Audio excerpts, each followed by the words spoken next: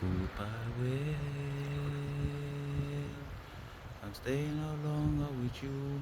Goodbye, comfort on me. Staying no longer with you. Don't let up my mind.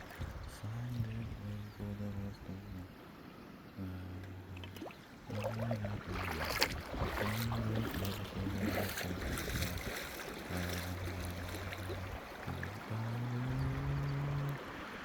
Our Mr. Specially the Poets.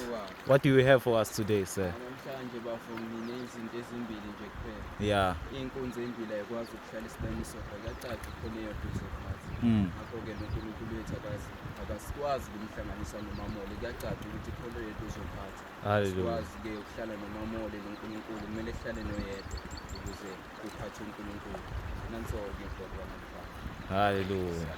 Siyabonga. Amen.